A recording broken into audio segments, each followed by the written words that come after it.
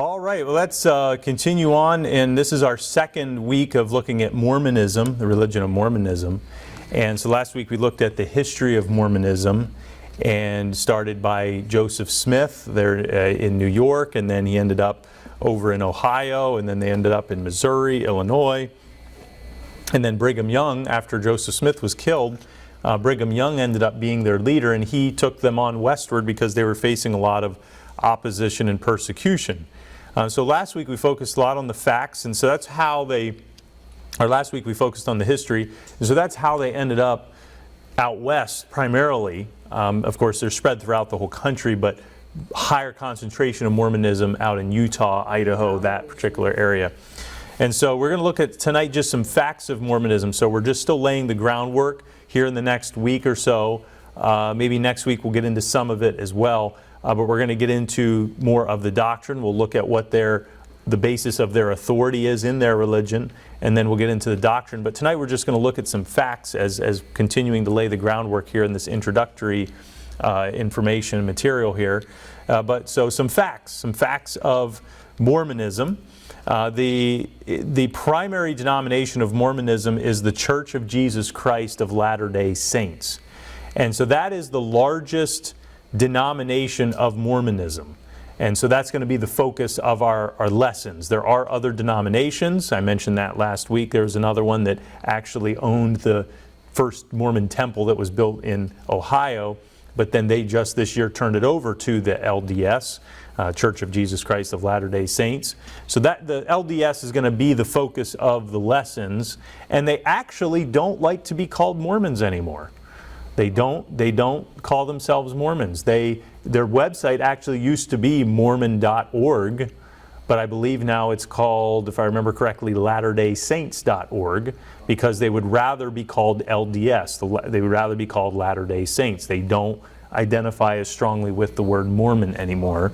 But the overall general religion, we still call it Mormonism, but they themselves, that denomination, does not use that term as heavily. Now I'm not sure, they may have even also, they used to have the Mormon choir, Mormon Tabernacle Choir, I think. So I'm not even sure if they call the choir the Mormon Tabernacle Choir anymore. There's certain connotations with the term Mormon that perhaps they just didn't want to be identified with anymore.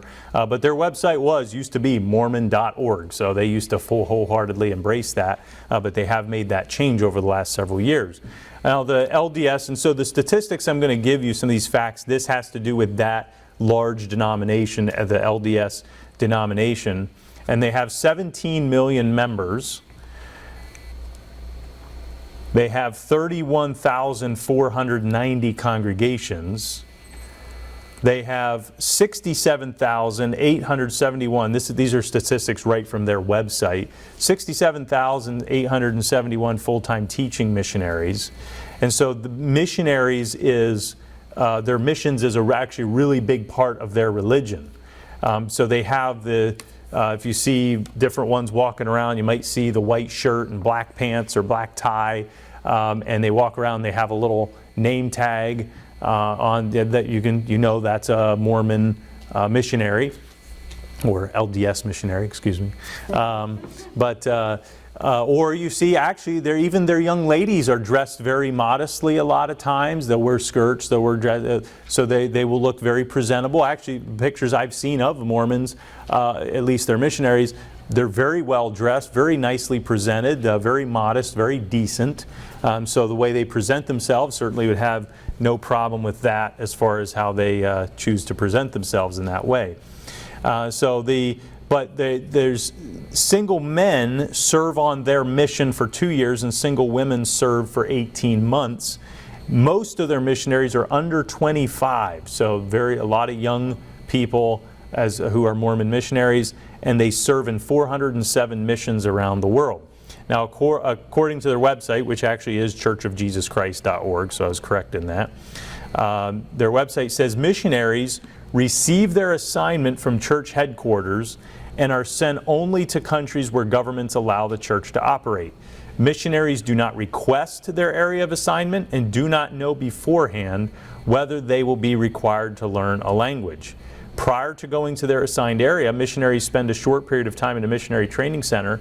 There they learn how to teach the gospel in an orderly and clear way, and what they call the gospel, just put it that way, in an orderly and clear way, and if necessary, they begin to learn the language of the people they will be teaching. And so that is a major difference. It's very top-heavy as far as their assignments.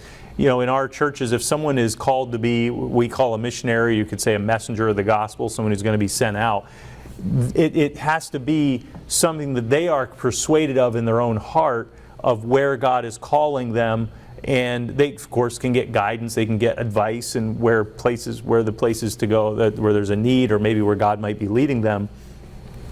But it's not something where there's this hierarchy where the church is telling them, well, you need to go here, you must go here, this is your assignment.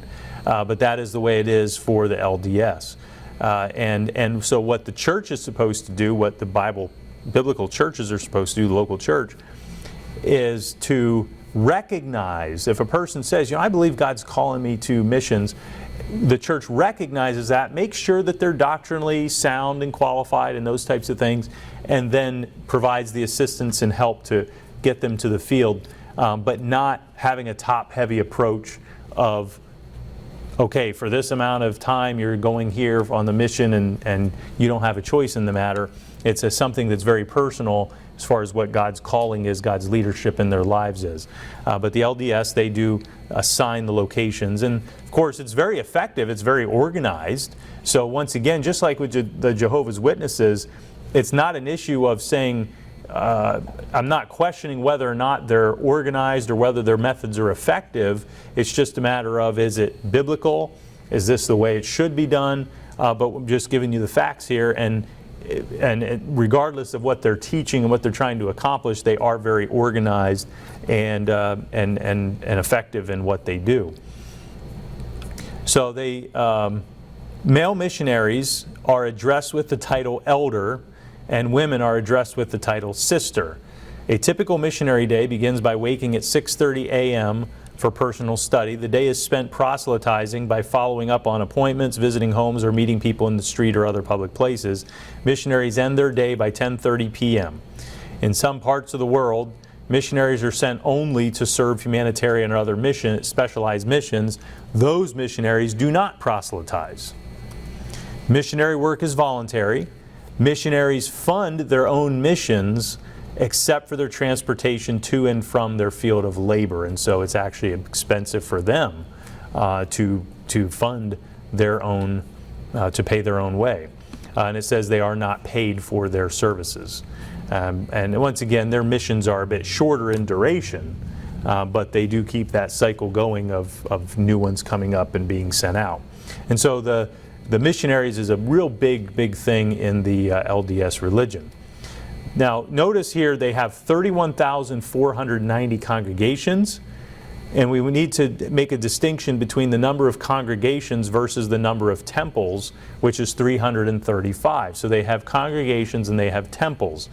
The temples are not the regular places of Sunday worship. And reading right from the LDS website, temples are not regular places of Sunday worship for members of the Church of Jesus Christ of Latter-day Saints. They're quite different from the thousands of regular chapels or meeting houses all over the world that are used for Sunday services. Anyone, regardless of religion, may enter a Latter-day Saint meeting house and attend services. However, because of the sacredness of temples as houses of the Lord, only members of the church who are in good standing are allowed to enter the temples. A member must be observing the basic principles of the faith and attest to that fact to his or her local leaders once every 2 years in order to enter a temple. That is also where they do their baptisms. That is where they do their sacred weddings. So is in the temple. And so only certain people are allowed in the temple. Mormon members in good standing, church members in good standing. So what you're going to find, and this is kind of giving you a little hint as to what we'll be focusing on and what we'll see come up quite a bit in their doctrine, is Mormons are very heavy on putting themselves in the place of Israel. So they compare themselves a lot with the Old Testament nation of Israel. And so that's something that you see here, because of the sacredness of temples as houses of the Lord. Now here's the thing. We believe that a place that is set apart for the meeting of God's people is very sacred. It is very special, but that doesn't necessarily mean you limit it to a certain group of people. That it's only in members in good standing. So they make the distinction between the congregation and their temples, which the Bible teaches the church is the house of God, and so where the church is meeting, that is where God is dwelling, God is residing. There's not some separate temple that we need to build up, or like the Mormons do, they have their own temples, and in addition to their congregation. And they also have 4 universities and colleges. According to the website, more than 750,000 adult and youth students have been enrolled. I think that's kind of cumulative over the years. Brigham Young University in Provo, Utah would certainly be the largest. BYU, they have an Idaho campus of Brigham Young University. And then they have BYU Hawaii. And then they have Ensign College in downtown Salt Lake City. And so those are there. And then they have an online thing where people can do online education with them as well.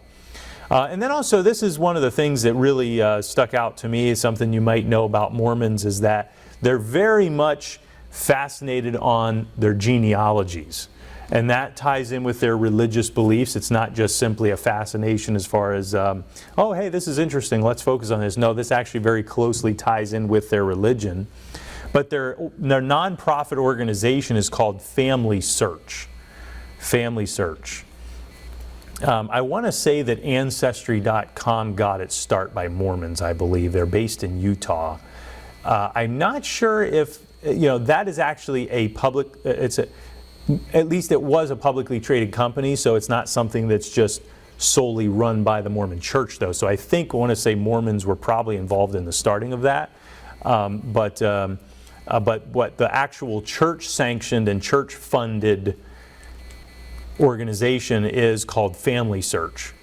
So they claim to have created, the LDS claims to have created the largest collection of family records in the world, with information on more than 3 billion deceased people. And so, as I said, there's a doctrinal reason why genealogies are important to them, but we're not covering that in this section. We're just giving the facts here about them. They have a network of 4,600 local family history centers in 126 countries around the world. And so they're spread out, and so they really dig in and focus on genealogies. And then they also have what's called the Family History Library. I believe it might actually be called the Family Search Library now.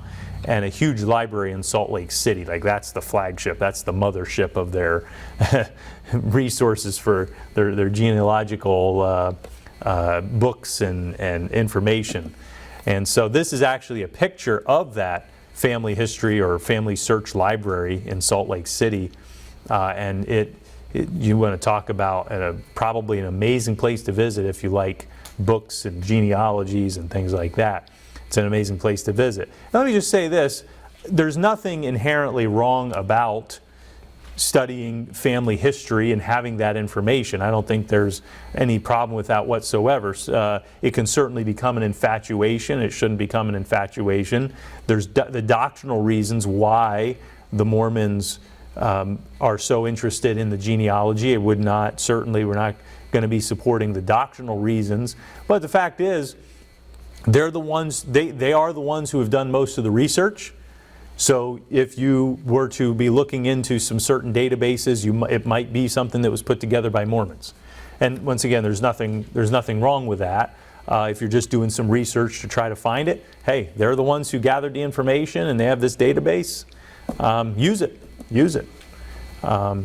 Gain some knowledge from it about your own family. It's very interesting stuff when you get into it.